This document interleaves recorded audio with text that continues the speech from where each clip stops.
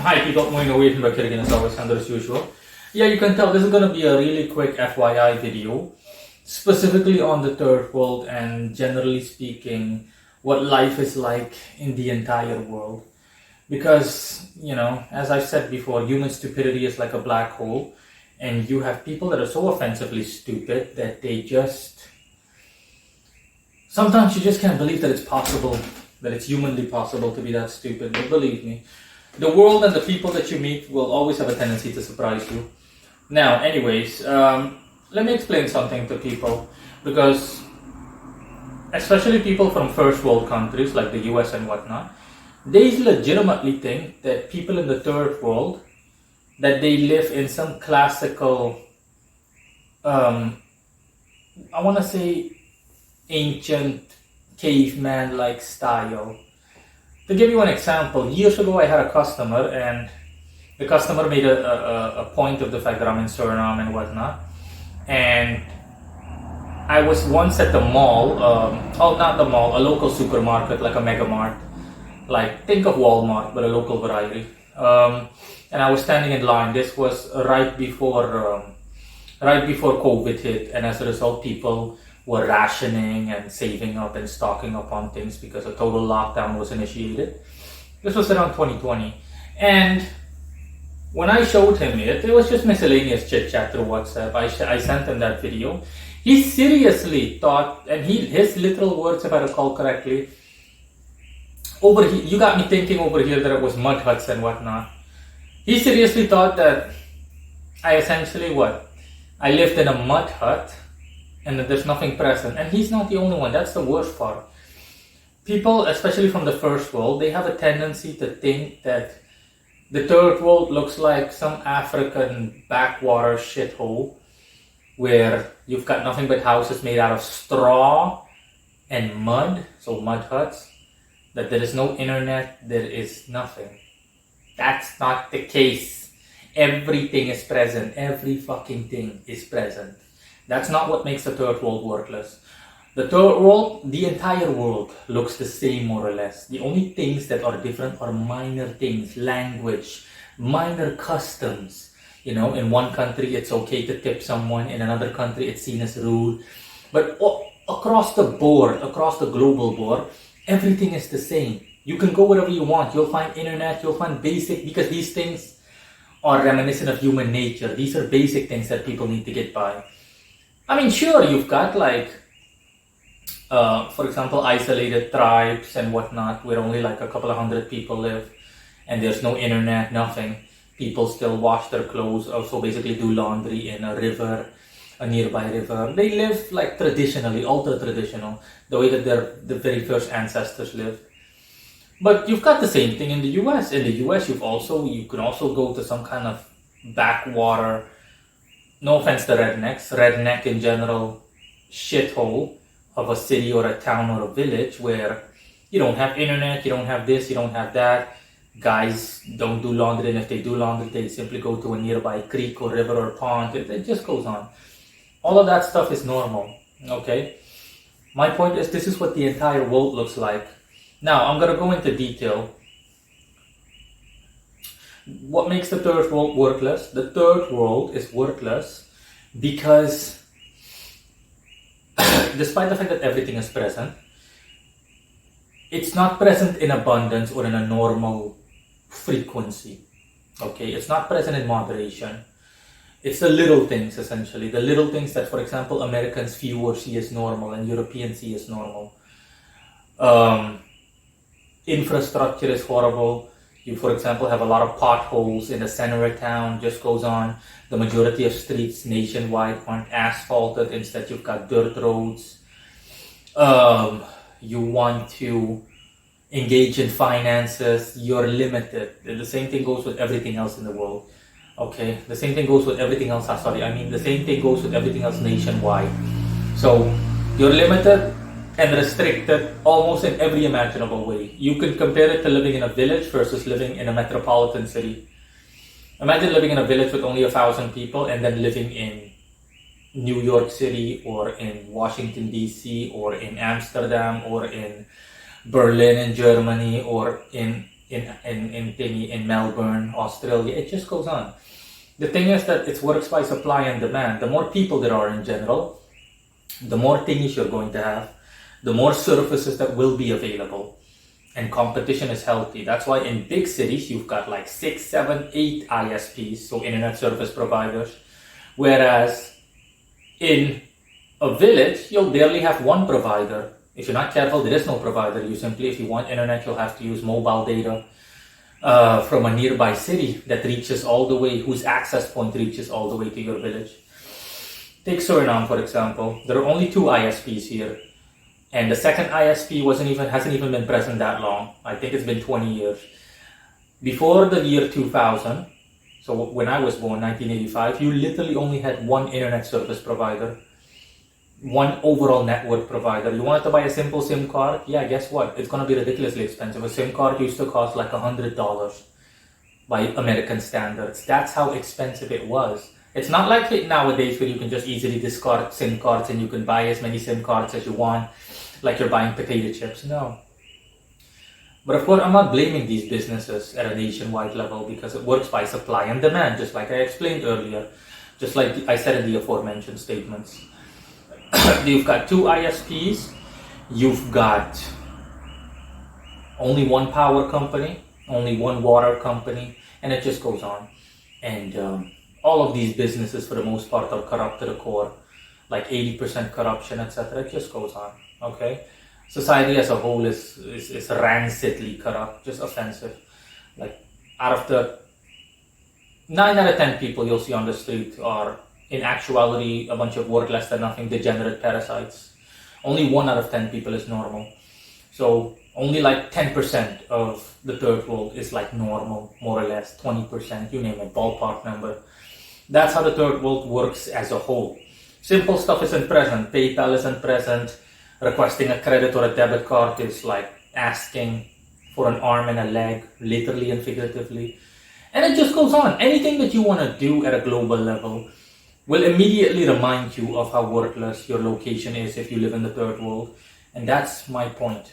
Simple stuff that's normal to Americans and Europeans and Australians, that's normal to the Western world as a whole, or the countries that have a high living standard, a stereotypically high living standard. You won't have any of this stuff, okay? In the US, for example, you can have whatever you want, whenever you want, however you want, as long as you can afford it, and as long as you have the knowledge to gather the information needed to get whatever you want. But in the third world, nah, you can't get any of that, okay? Because there is no quality of life. If there is, then it's ridiculously low. Another example, I posted this on my second channel. The owner of the house that I stay in, so the guy whose house I'm renting, he lives in the Netherlands traditionally, and he simply comes by once or twice a year. And I helped him out with a couple of things, and he asked me if I can, if he can just bring me a gift or something. And I told him strawberries if possible. He brought me strawberries, so these are the kind of strawberries that you'll find in the Netherlands, in Holland. Oh boy, compare those strawberries to strawberries that I can find here.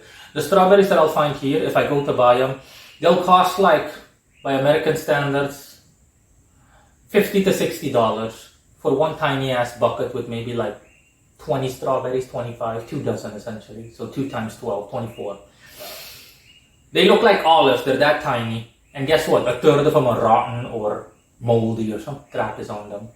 They're like freaking reject strawberries. And I was like, nah, I'm not having any of this crap. And then look at the strawberries he brought me. They were so nice and plump and big and so juicy, and the smell and taste was just, hypothetically speaking, divine. Just delicious. Oh. I want more, honestly, but yeah. And see what I mean? It's not an option. I can't import strawberries. Believe me, I've looked into it. I can't import high quality strawberries because if you put them on a cargo plane, they're going to rot. The only way they can be imported is if you put them in a cooler or something. But by traditional importing measures, just by cargo plane or sea freight, so by cargo ship, nah, it's not going to happen. Because it's going to take, even the plane, which is the fastest, it takes a week to arrive. In that week, those strawberries will be mush and they'll be completely rotten. My point exactly. And doing it the way that big supermarkets do and whatnot, that they import in bulk, obviously is not an option because I don't need strawberries in bulk.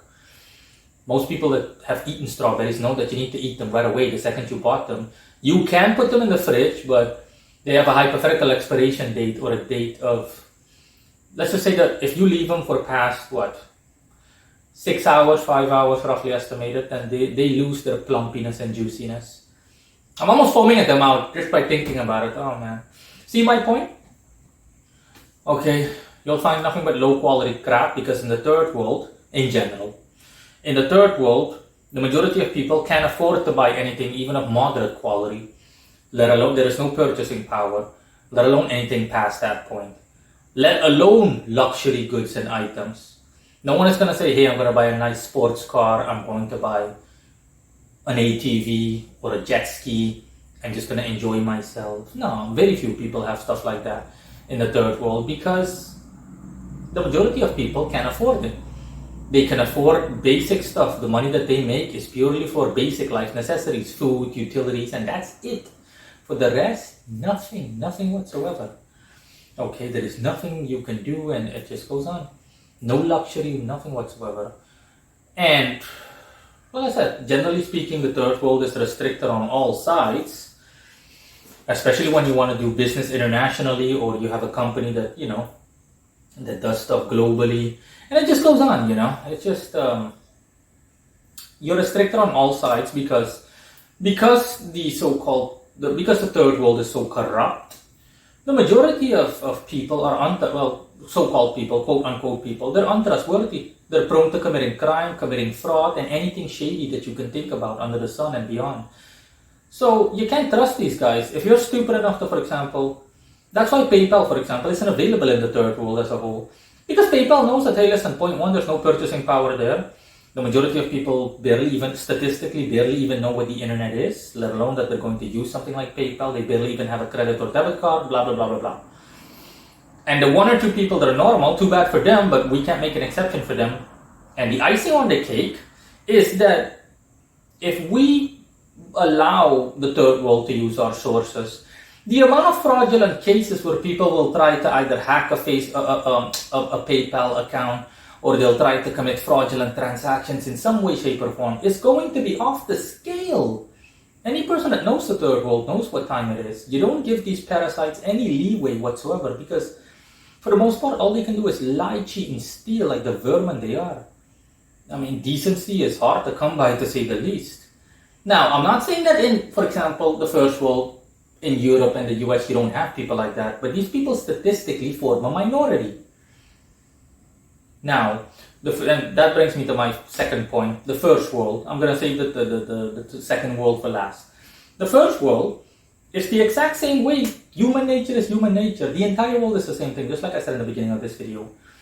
Human nature is human nature. The first world is just like the third world, but in the opposite. Generally speaking, corruption is low, although of course with the ever-increasing collapse of most countries that have a high living standard, most countries that make up the first world, those numbers are slowly but surely fading away and changing. But my point is, even up to present day, stereotypically, the majority of people in third world countries, in first world countries, they're still decent.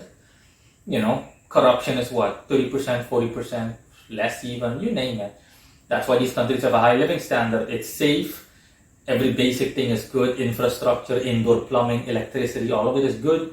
Internet is good. You have access to a lot more. You can have anything you want essentially. You want to work with PayPal, knock yourself out. You want 10 credit or debit cards, knock yourself out. You can do more or less whatever you want, whenever you want, however you want, in a matter of speaking, from a global vantage point. You want to travel? Sure, no problem. If you live in the third world, are you kidding me? I think 9 out of 10 times you want to go somewhere, you're going to have to request a visa. And you're going to have to go through incredible lengths to attain one.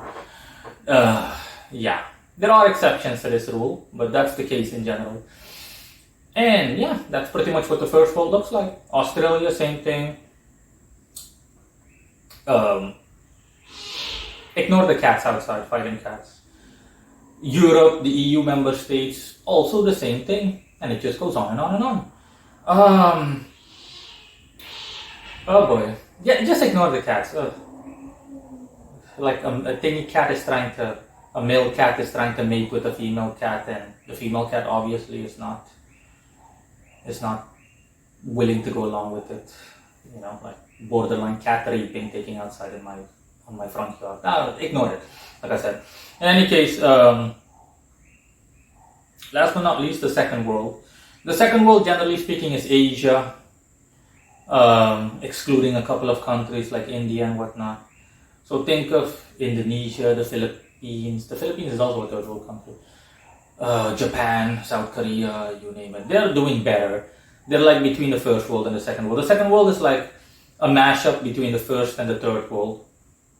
But the best example of the second world is Eastern Europe, the Eastern Bloc. So think of Serbia, Montenegro, Bosnia, Kosovo, Ukraine, I want to say. But Ukraine is like that. And yeah, it just goes on. The second world, same thing. Life isn't. It's like in between. Life isn't horrible, but it's also not great. In the second world, for example, Argentina and Brazil also make up the second world. Okay, but Brazil is also a gray area. My point is, yeah, it's like, life isn't great, but life is also not horrendously bad like it is in the third world. You are restricted in the second world in terms of going about your life at a global level, but and opportunities, but you're limited, albeit partially. You're partially limited. For example, you want to conduct business globally, you'll notice that you have access to some companies in the world, but not all of them. Maybe you'll be out of the 10 companies that you want to do business with, you'll find that 3 approve of you and your business, etc. And it just goes on. So yeah, that's what the second world looks like. Corruption is also high, but not extraordinarily high to the point where you can barely even do something. Corruption in the second world is generally speaking based on financial resources, so money and stuff like that. Not so much violent crime and other crap. No. Generally speaking, this is what the world looks like. That's it. For the rest, again, human nature is human nature. That's why you'll find everything present, every aspect of you, every facet of human society. You'll find it wherever you live. But those are the differences. So for the people, I'm done. So for the people that actually were stupid enough, no offense to people that are watching this, actually thought that. Let me use the word ignorant or unknowing. For the people that were so unknowing, to the point where they seriously thought stuff like that, is, now you know in any case. So the third world isn't mud huts, isn't this and that. You can go to the worst crap hole in Africa and they'll have internet, they'll have running water, they'll have this, they'll have that. High probability. It's just that you're limited. For example, electricity is only present at night due to the fact that they use generators. It just goes on, okay? Water, indoor plumbing is available, but you can't, for example, open up a faucet all the while flushing the toilet. It just goes on and on and on. These are examples of what the third world looks like. But everything in general is present, okay? Last thing that I was going to say, so what I'm going to close off this video with, is also that people make the god-awful mistake of actually pigeonholing me, essentially compartmentalizing me to the point where they think that I don't know how stuff works how stuff works at a global level. Now, I don't blame these people because it's just normal prejudice and bias. I have a video on that, on prejudices and biases, correct? You can find it in the end screen of this video or at the end screen. And I don't blame people because if I were the average person here, then yeah, they would be correct in thinking that. But, it's me, Maureen Ravenberg. I know everything, so to speak, even if I say so myself, my Father's almighty will.